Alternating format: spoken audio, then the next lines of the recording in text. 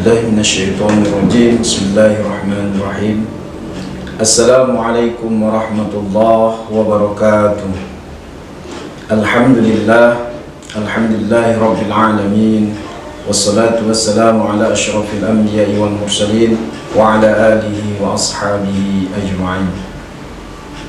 Allahumma salli ala Sayyidina Muhammad wa ala ali Sayyidina Muhammad wa barik wa sallim alaihi. Amma ba'd. Puji syukur kepada Allah Subhanahu wa taala, sembari kita mengucapkan alhamdulillahi rabbil alamin. Selawat bertangkaikan salam kita rohaniakan kepada junjungan umat Nabi Allah Sayyidina Muhammad Rasulullah sallallahu alaihi wasallam. Allahumma salli wa sallim wa barik alaihi. Semoga kita mendapatkan syafaatnya yaumil mahsyar nantinya. Amin amin ya rabbal alamin. Kaum muslimin dan muslimat yang dimuliakan oleh Allah Subhanahu wa taala, ada 10 golongan umat Nabi Muhammad sallallahu alaihi wasallam tidak akan masuk syurga. Ada 10 golongan dari umat tersebut tidak akan masuk surga. Begitulah mula-mula Ibnu Abbas radhiyallahu anhu meriwayatkan dalam sebuah hadis, baginda Nabi mengatakan, siapa yang mereka ya Rasulullah sallallahu alaihi wasallam? Yang pertama al-qala, yang kedua kata Rasulullah al-jayyuf, yang ketiga kata Rasulullah al-qataf, yang keempat ad-daibu, yang kelima kata Rasulullah ad-dayyus, yang keenam sahibul at-tabah, yang ketujuh sahibul kubah, yang kedelapan al-utul, yang kesembilan az-zanim, dan yang kesepuluh al-aghli walidai. Ya Rasulullah sallallahu alaihi wasallam, kata para sahabat, terangkanlah siapa saja mereka itu ya Rasulullah. Lalu Rasulullah sallallahu alaihi wasallam menjawab, al-qala adalah manusia yang penjilat, mencari muka kepada manusia atau penguasa atau pemimpinnya.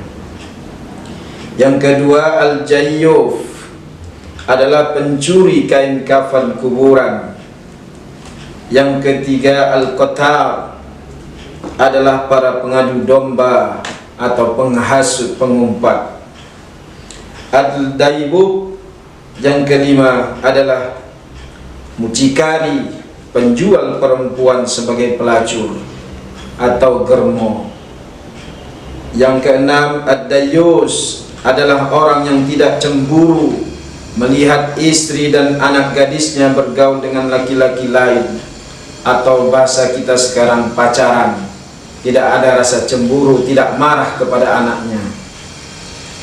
Yang ketujuh sahibul at-tabah adalah para penabuh gendang besar.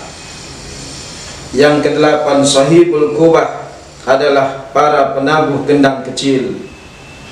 Yang kesembilan al-utul adalah orang yang sombong, yang tidak mau memberi maaf saudaranya yang meminta maaf kepadanya.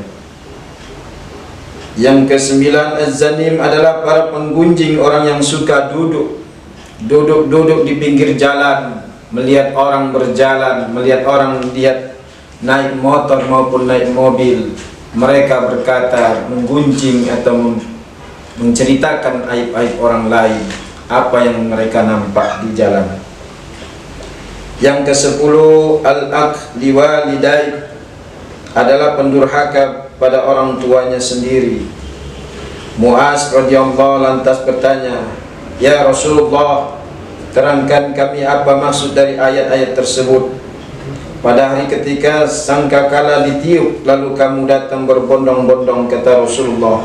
Quran surah An-Naba ayat 789. Kau menanyakan perkara besar, wahai sahabatku Muaz. Kelak umatku akan dikumpulkan terpisah 10 golongan. Mereka menampakkan rupa sesuai amal perbuatannya di dunia.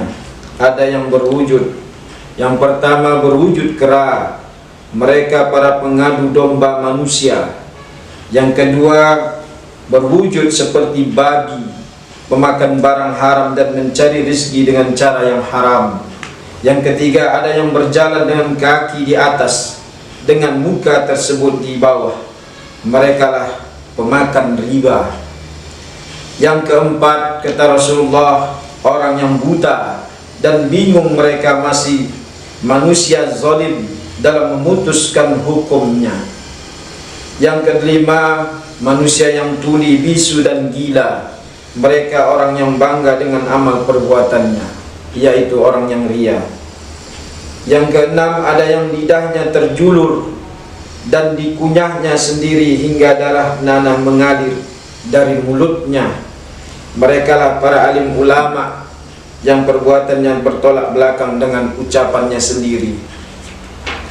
Yang ketujuh, ada yang tangan kakinya buntung atau putus, mereka orang yang suka menyakiti tetangganya dengan mulutnya.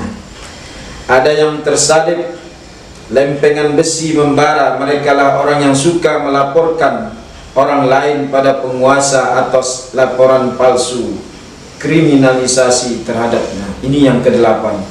Yang kesembilan, kata Rasulullah, ada yang tubuhnya rusak, busuk, orang yang tenggelam dengan syahwat mereka, yang sibuk hawa nafsu. Yang kesepuluh, ada yang berselimut aspal yang mendidih, mereka lah orang yang sombong dan angkuh karena jabatannya. Hadis riwayat Al-Qurtubi dalam Nasyirul Ibad Syekh An-Nawawi. Mudah-mudahan kita bukan termasuk dalam golongan yang digambarkan baginda Nabi SAW itu, dan senantiasa berdoa agar tidak terjebak masuk dalam kubangan dan lingkungan ahli maksiat yang menjerumuskan kita. Lebih dan kurang saya mohon maaf. Billahi taufiq wal hidayah. Wassalamualaikum warahmatullahi wabarakatuh.